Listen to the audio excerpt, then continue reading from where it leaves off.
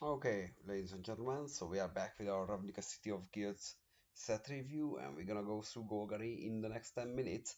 So, Dark Heart of the Wood is our first card, and it costs Golgari for an enchantment, sacrifice a forest, you gain 3 life. I don't think I want to try this too hard in draft. So, the joke with this in Vintage is playing Fast Bond and Crucible of Words, sacrificing all our lands, playing them back, gaining infinite life. But I don't think we can pull this off in this format. So next one is Golgari Guildmage. Now this one, however, it's one of the Guildmage cycle for a hybrid Golgari, 2 Golgari uncommon, 2/2, and it has the ability to sacrifice a creature, return target creature cards from your graveyard to your hand for 5 mana, so 4 and a black, and 4 and green, put a +1/+1 counter on target creature. Both abilities are solid, the body is solid, and it's technically colorless in a Golgari deck, so yeah, so I think this card is also very, very good.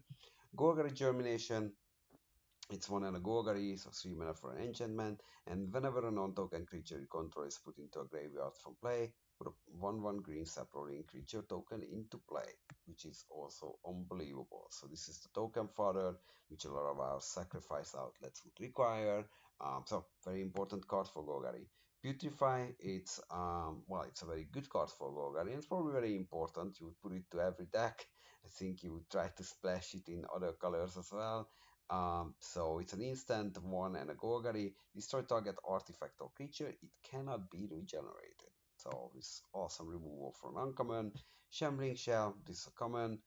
It's one and a Golgari for a 3/1 plant zombie. There you go. And you can sacrifice it to put a +1/+1 counter on target creature. Well, that's not really coming up too much, but it does have dredge 3. So this is the Golgari mechanic, and it says if you draw a card, instead you may put exactly 3 cards from the top card of your library into a graveyard, so be a 3, and if you do, return these cards from your graveyard to hand, otherwise draw a card. So there you go. So this is the dredge mechanic for you, and this is a recurring threat, so that's what Golgari is about a little bit. And Bloodbound match March. Jesus, such a tongue twister. So Bloodbound March. So this is 2 and a Golgari for an enchantment. Whenever a creature spell is played, each player returns all cards with the same name as that spell from his or her graveyard to play. I don't know. This is very risky. I would not put it into my limited deck unless I have an extraordinary number of multiples of my creatures, which is very, very unlikely. So there you go. But the Gaze of the Gorgon, however, that's not a bad trick. So it's a 3 and a hybrid Golgari, and you can instant speed regenerate target creature. At the end of combat, destroy all creatures that blocked or were blocked by that creature this turn. So there you go. Attack, defense, helps our creatures survive. These effects cost a lot less today, mainly 2 mana, but this is 2001, I think, or 1999. I don't even know when original Ravnica was, but it's a long time back, so that was the rate back then.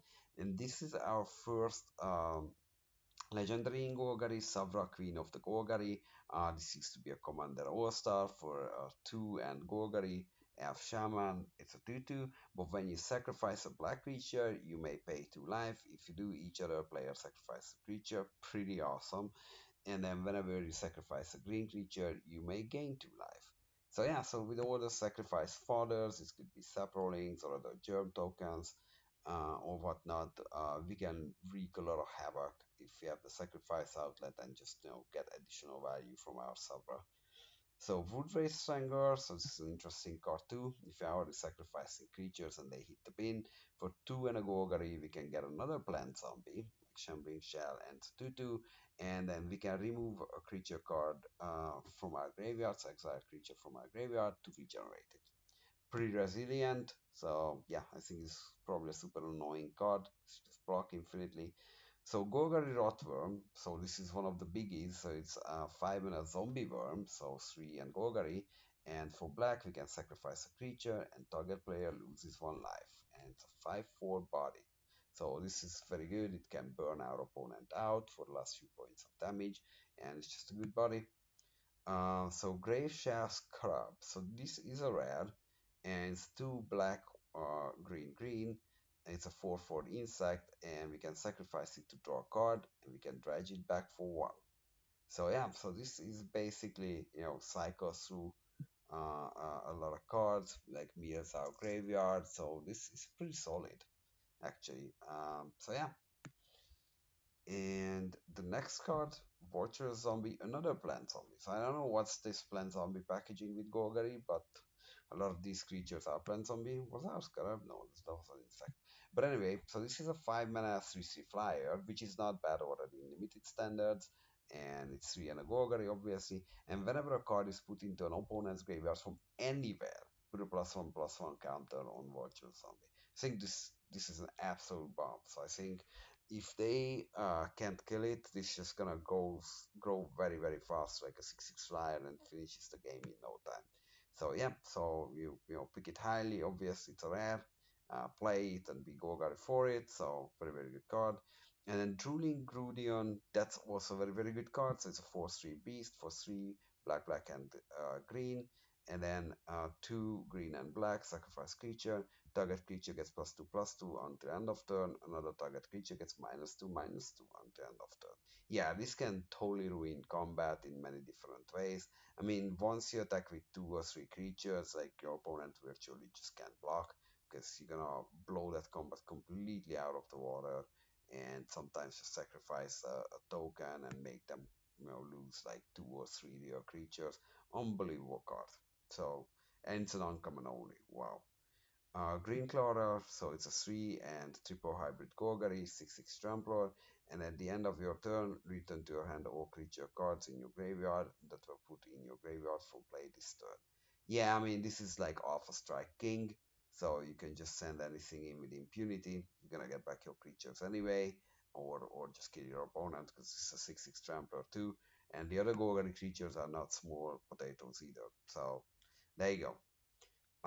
Wood Corruptor, yeah, this is a good one too. So it's an elemental horror for 3 black and green. It's a 3/6. More importantly, you can tap it and spend a Golgari and 1 generic mana, and target forest becomes a 4/4 black and green elemental horror creature. It's still a land, so this effect does not end at the end of the turn.